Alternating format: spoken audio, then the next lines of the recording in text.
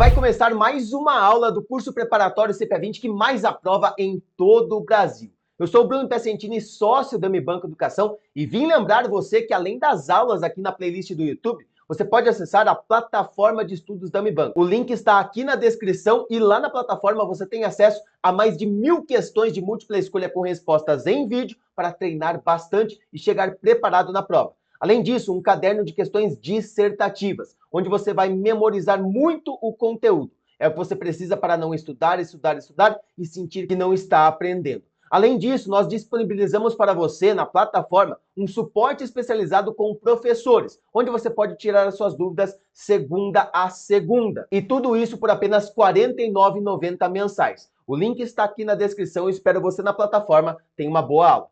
A partir de agora nós vamos entender o processo de oferta pública de valores mobiliários, não só nesta aula, mas numa sequência de aulas, porque é um tema muito importante para a sua prova. Vamos entender todo o fluxo de como acontece, todas as características e inclusive tudo que você precisa saber da instrução CVM 160 para a sua prova e para a sua vida no mercado financeiro. Para começar, nós precisamos entender esta frase aqui, que é o título da nossa aula, o que significa oferta pública de valores mobiliários. Vou começar explicando pelo final. O que é um valor mobiliário? Valor mobiliário é todo ativo que tem valor e tem mobilidade. Pronto, fácil, mas ainda fica muito distante. Então vamos pensar o seguinte, valor mobiliário é todo ativo. Então eu tenho debêntures, tenho CRI, tenho CRA, mas o melhor exemplo para a gente começar a entender são ações. As ações são valores. Então eu posso colocar aqui que toda ação, então uma ação da Petrobras,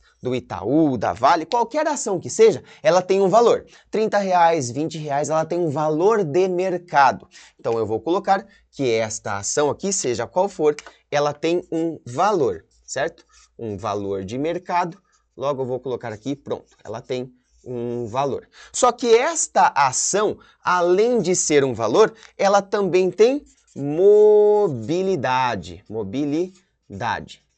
Como assim mobilidade? Se eu tiver esta ação, eu comprei uma ação, seja qual for, eu consigo chegar para você e tentar vender para você. Negociar esse ativo, negociar este valor. Pode sair da minha conta e ir para a sua. Logo eu digo que eu posso tirar esta ação de uma pessoa e mandar para outra pessoa. Ou seja, este valor tem mobilidade. Uma ação, portanto, é um valor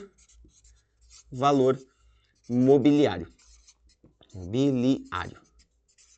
Não vá confundir com valor imobiliário, que é completamente diferente. Valor mobiliário é tudo que tem valor e tem mobilidade, certo? Agora que nós entendemos isso, nós vamos entender a outra parte, ou a parte anterior. O que significa a oferta pública deste valor mobiliário? As empresas, elas precisam de captação de recursos. Em vários momentos da sua história, a empresa quer captar algum recurso. 1 milhão, 10 milhões, 100 milhões, 1 bilhão, não importa quanto seja, as empresas querem captar recursos. A empresa ela pode sair e ir até um banco e contrair um empréstimo. Só que o empréstimo financeiro, seja qual for, com um banco, vai ser muito mais custoso do que uma oferta pública de valores imobiliários no mercado, porque a empresa estaria ligada direta aos investidores. Então, enquanto uma empresa pode sair, ir até um banco e contrair um empréstimo com juros altos, ela pode emitir dívidas. O que significam dívidas? Títulos de renda fixa, debêntures, CRI, CRA, outras dívidas, pode emitir também as suas próprias ações. Uma empresa é composta por um valor. Se eu pego este valor da empresa, divido em frações, eu tenho que cada fraçãozinha é uma ação. Eu pego um percentual dessas ações e vendo para investidores, novos acionistas. Assim eu também consigo captar recursos. Qualquer maneira de oferta pública de valores imobiliários é muito menos custoso para a empresa do que contrair um empréstimo bancário, por exemplo. Certo? Então as empresas querem fazer este processo. Nós vamos pensar aqui no seguinte, eu tenho uma empresa e esta empresa ela vai emitir uma dívida, seja debênture, seja CRI, seja CRA, ou então ela vai fazer a oferta pública inicial de suas ações. Durante a aula nós vamos ver sobre isso também, sobre a diferença de oferta pública inicial e outras ofertas públicas, mas o primordial nesse momento é que esta empresa aqui, ela não tem expertise para simplesmente pegar um valor imobiliário, pegar um ativo e vender diretamente para o investidor. Olha só, investidores, eu estou aqui, ó, anuncia direto no site dela, anuncia no Instagram, seja onde for. Eu estou vendendo debêntures. Querem comprar debêntures? Os investidores chegam até ela por meio eletrônico ou batem na porta da empresa e compram essas debêntures. Não é assim que funciona. Então, para chegar até o mercado financeiro, onde nós temos os investidores, então aqui tem investidores com dinheiro, vários investidores com vários dinheiros, né? Tem investidor que tem R$1.000, tem investidor que tem 1 milhão. Então aqui tem a grana, aqui tem o dinheiro que a empresa quer captar. Para fazer isso, mesmo que ela vá emitir qualquer ativo, qualquer valor imobiliário que seja, vou citar alguns exemplos como ações, como debêntures, como CRI, como CRA, ela precisa de um agente intermediário. Intermediador, certo? Um agente intermediador que vai contatar o mercado, que são os investidores. Este agente intermediador será bancos de investimentos, corretoras de títulos e valores imobiliários, CTVM, ou distribuidora de títulos e valores imobiliários, DTVM. Precisa ser uma instituição financeira, certo? Este agente intermediário, na sua prova, você pode ver também com um outro nome, um nome de underwriter. Ah, tá muito pequeno aqui, já eu tenho tudo isso no slide para vocês. Só que antes de trazer no slide, ficar aquela coisa mais fria, mais cru, eu quero trazer para a gente desenhar o fluxo juntos para que você entenda um pouco melhor do fluxo, tá? Então a empresa quer emitir ações, quer liberar as suas ações, quer emitir uma debênture, um CRI, um CRA para captar recursos do mercado, ela precisa contratar um agente intermediador que vai ser chamado de underwriter, que pode ser um banco de investimentos, uma CTVM ou uma DTVM. Se você que já está mais avançado nos estudos está pensando, tá, mas um banco de investimentos significa também dizer que pode ser um banco múltiplo com carteiras de investimentos? Pode, e nós vamos explicar mais detalhadamente isso também, mas já é o pensamento correto. A empresa, então, para chegar ao mercado, precisa desse agente intermediador. Tudo bem, este agente, então, vai ofertar 3 tipos de serviços que são garantias, porque este processo dos valores imobiliários chegarem até o mercado tem um nome. Se o agente intermediador é o underwriter, o processo que ele faz é o processo de underwriting. Underwriter, ER no final, underwriting, ING no final, certo? Para fazer esse processo de underwriting, que significa pegar os valores imobiliários da empresa e chegar até o mercado financeiro, fazer toda essa venda, captar os recursos para a empresa, com todo o processo burocrático, precisa emitir um prospecto explicando toda a oferta. Desse prospecto, precisa gerar uma lâmina, que é o resumo dessas informações. Precisa ter vários participantes dentro desta oferta. Não é somente uma instituição, são várias instituições, ou se for uma instituição, com vários serviços ofertados. Para fazer todo este processo de underwriting, esta empresa oferta uma garantia que pode ser garantia firme, que pode ser uma garantia de melhores esforços, ou que pode ser uma garantia residual.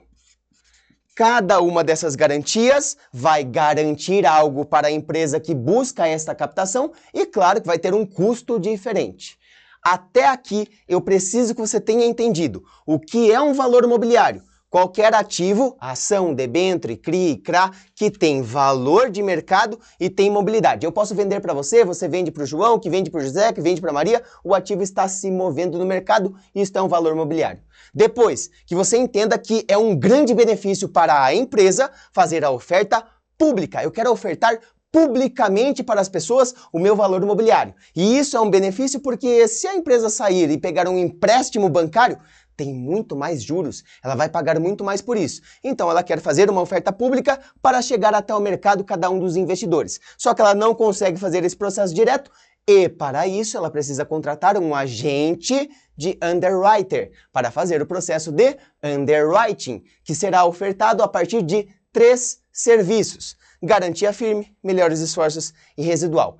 Até aqui tudo certo, a gente pode entrar então na segunda parte da aula, que são os participantes desse mercado, que são as instituições intermediadoras, que você pode ver aqui no slide, que são bastante. Eu quis começar essa aula pelo Flipchart, porque eu preciso que você entenda primeiro como que funciona uma oferta pública de valores imobiliários, qual é o fluxo, qual é o passo a passo. Agora que você já entendeu isso, é muito mais tranquilo. Não se assuste com todos esses nomes. O que nós vamos fazer aqui é dar nome aos bois. Aquele agente de underwriter lá, quais deles são aqui? Coordenador líder, mandatário, liquidante? Será que são todos? Como que funciona isso? Vamos dar nome aos bois e vai ficar muito mais tranquilo para você. Banco Coordenador Líder. O próprio nome já ajuda. Ele é o líder da oferta pública de valores imobiliários e na sua prova pode inclusive ser chamado de underwriter, como eu já tinha dito para você aqui no Flipchart, tá? Ele pode ser chamado de underwriter ou banco coordenador líder. Ele terá as funções de liderar e coordenar toda a oferta pública. Ele é o ponto central de contato. Toma cuidado com isso. Ele é o ponto central de contato entre a empresa e os investidores. Sim, mas principalmente entre a empresa e todos os participantes da oferta. Todos esses participantes aqui, ó, mandatário, liquidante, escriturador, depositário, rating fiduciário, o banco coordenador líder vai fazer também esta intermediação entre a empresa e todos os demais, porque ele é o líder da oferta. Auxilia na definição dos termos da oferta e na elaboração, isso é importante, do prospecto e da lâmina. É tão importante que nós vamos ter uma aula separada para falar de prospecto e lâmina, tá? É algo que é muito importante para a sua prova em termos de regras, algumas coisas específicas. Coordena a distribuição de valores imobiliários. O que a empresa está fazendo? Ela está captando recursos. Como que ela capta recursos? Distribuindo um ativo, que você já entendeu que tem valor e que tem mobilidade, certo? Estas são as funções do banco coordenador líder, que é diferente do banco mandatário, que é responsável pela confirmação financeira. Lembra que a empresa está fazendo uma oferta pública para captar recursos do mercado?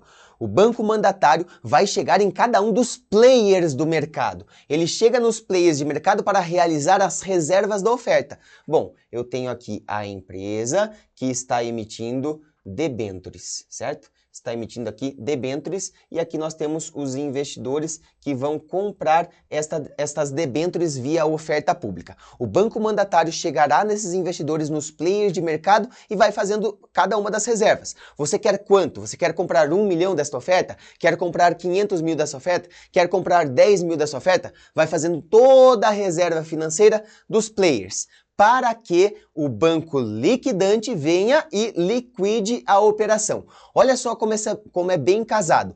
Banco mandatário vem e faz a reserva, banco liquidante é o responsável pela liquidação financeira da oferta.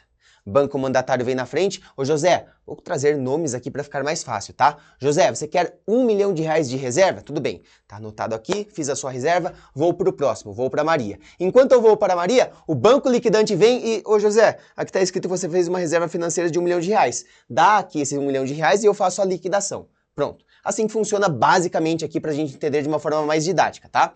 Realiza o pagamento aos subscritores, aqueles que estão subscrevendo a dívida, subscrevendo aquele ativo em si, recebe os recursos dos investidores, que adquirem os valores imobiliários, como já foi explicado, e garante a correta transferência de valores imobiliários e recursos financeiros. É o liquidante que vai garantir que este cara aqui faça toda a escritura do processo. Nós temos um banco escriturador. Ele vai manter o registro dos acionistas ou detentores de valores imobiliários. Acionistas, quando forem ações, claro, ou então quando for alguma dívida, debênture, CRI, CRA, ele que vai fazer toda a escritura do processo e deixar tudo registrado. O José, o banco mandatário, fez a reserva financeira dele e o banco liquidante veio e liquidou esta negociação, captando o recurso. Agora eu, banco escriturador, preciso registrar isso.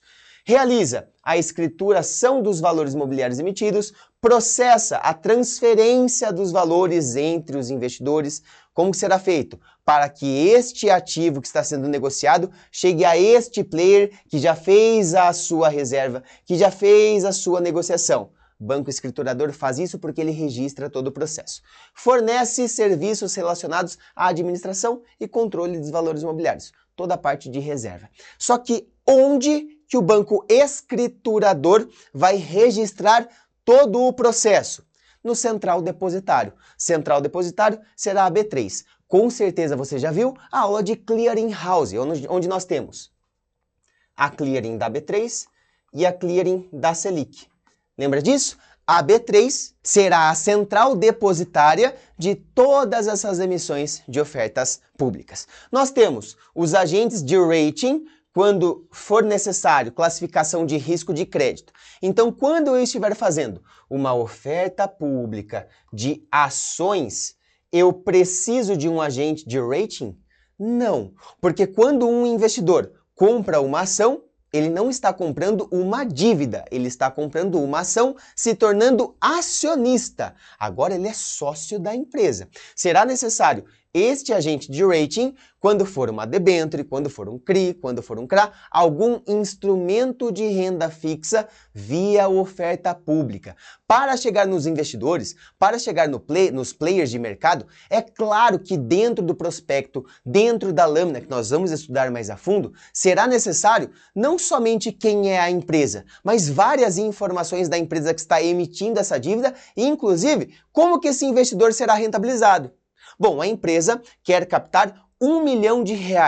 Tudo bem, então ela está fazendo uma oferta pública. Normalmente é um valor muito superior, tá? Mas ela quer captar R$1 milhão via oferta pública de debêntures. Aí eu que sou investidor, olho este prospecto, olho esta lâmina e vejo, bom, é uma empresa sólida, uma empresa boa e quanto que ela vai me pagar por essa dívida? Ah, ela está falando que vai me pagar em 5 anos, este é o vencimento desta debênture, e vai me pagar 10% ao ano. É bom ou ruim 10%? Eu vou ter uma noção melhor com o risco de crédito desta empresa através da classificação do agente de rating. Nós temos várias classificações. A mais conhecida é aquela que nós temos AAA, AAA, depois eu tenho AA, AA, eu tenho somente A, tenho B, BB, que não é o Big Brother Brasil, tenho BB, que não é Bruno Belchior, e tenho B, depois eu tenho CCC, C e por aí vai.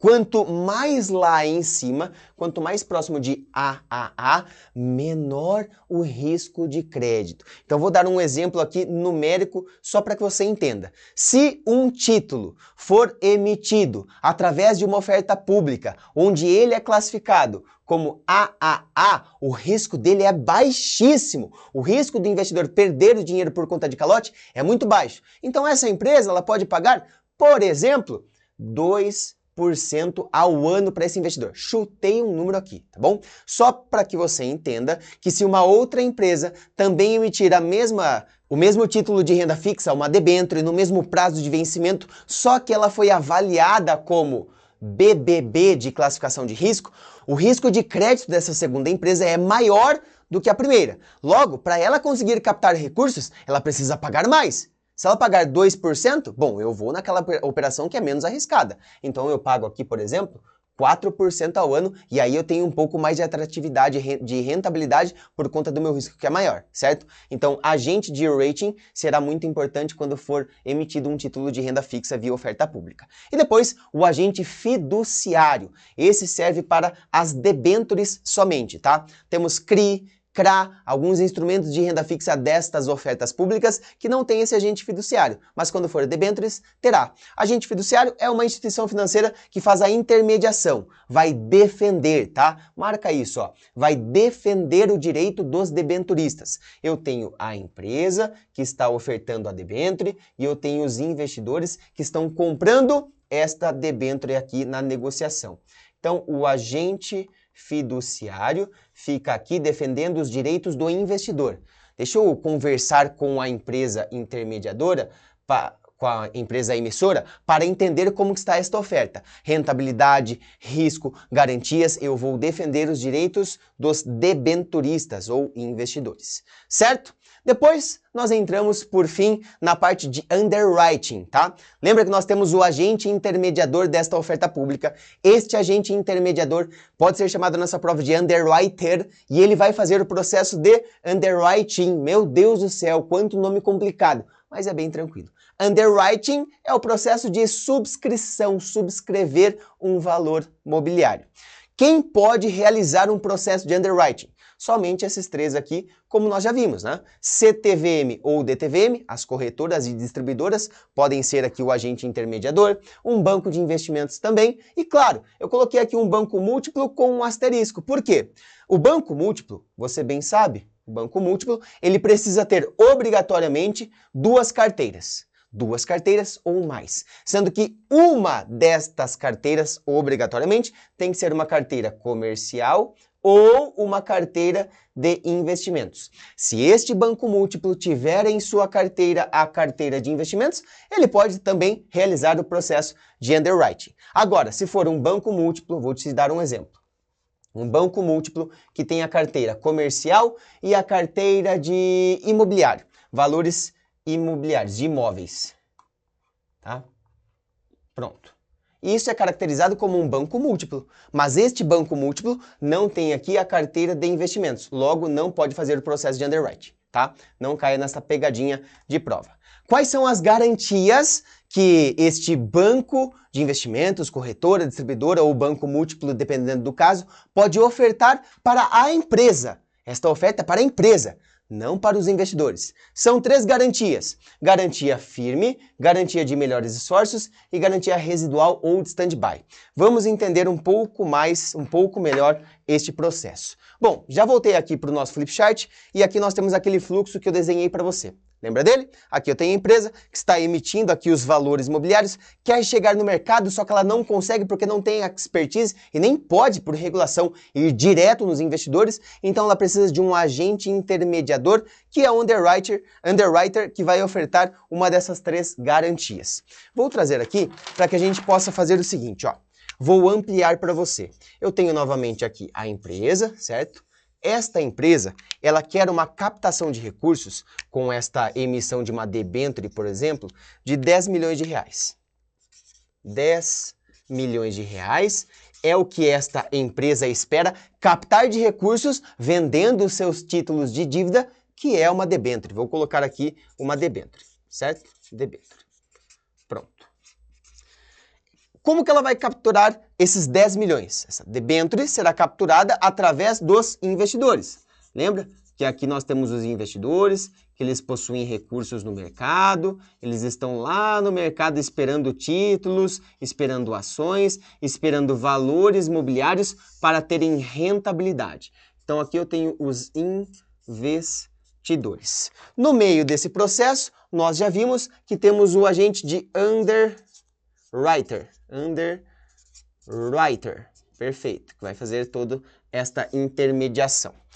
Quando o underwriter negociar com a empresa a garantia firme, como que isso acontece? Garantia firme, eu tenho que o risco será 100%, risco 100% do underwriter. Por que isso? Underwriter. O que significa dizer? A instituição intermediadora vai pegar essas debêntures buscando captação de 10 milhões de reais. E aí tem todo aquele processo que nós vimos. O banco mandatário vai lá e vai fazer toda a reserva financeira. Quando ele for fazer a reserva financeira, o que pode acontecer aqui é que, neste primeiro exemplo, onde a empresa queria captar 10 milhões de reais, os investidores reservaram somente 7 milhões de reais. Logo, 3 milhões de reais sobraram. Concorda comigo? A empresa queria captar 10 milhões. Fez todo o processo de underwriting e os investidores compraram 7 milhões. Beleza, a empresa conseguiu captar 7, mas queria 10. Ficou faltando 3. Só que esta empresa negociou com o underwriter a garantia firme, ou seja, esta empresa vai captar os 10 milhões de reais de qualquer jeito. O risco aqui é 100% desse cara. Então ele vai levar os 10 milhões. Dos 10 milhões, só 7 milhões foram vendidos. Estes outros 3 milhões aqui serão comprados pelo underwriter. Pronto. O underwriter, banco de investimentos, corretora, distribuidora, ele mesmo subscreve, ele mesmo compra esses títulos, estas ações e garante os 10 milhões aqui de maneira firme para a empresa. Só que nós temos uma outra garantia, né? Temos a garantia de melhores esforços. Como funciona esta garantia de melhores esforços? Aqui nós podemos trazer o mesmo exemplo, tá? Esta empresa, ela quer capturar através de debêntures, também 10 milhões de reais, o underwriter negocia a garantia de melhores esforços com a empresa, leva esses 10 milhões de reais da debênture para os investidores, e os investidores da mesma maneira. Agora no nosso segundo exemplo aqui, ó, também eles tinham 10 milhões de reais em debêntures sendo ofertadas, só que somente 7 milhões foi absorvido pelos investidores. Faltou ainda 3 milhões da mesma maneira, certo? O underwriter levou os 10 milhões, só foram comprados 7, sobrou 3. Neste caso, o risco é de quem? O risco é 100% da empresa. 100% da empresa. Porque o que o underwriter faz é, gente, eu tive aqui os melhores esforços possíveis. Negociei com toda a nossa equipe, com o banco mandatário, com todo mundo. Todos os envolvidos da oferta fizeram os melhores esforços e o máximo que nós conseguimos desses 10 milhões foram 7. Ou seja, 3 milhões aqui volta para a empresa e ela não consegue captar todo o recurso. E nós temos o terceiro exemplo. O terceiro exemplo vem da terceira garantia. A terceira garantia é a residual. Garantia residual, que pode ser chamada também de standby.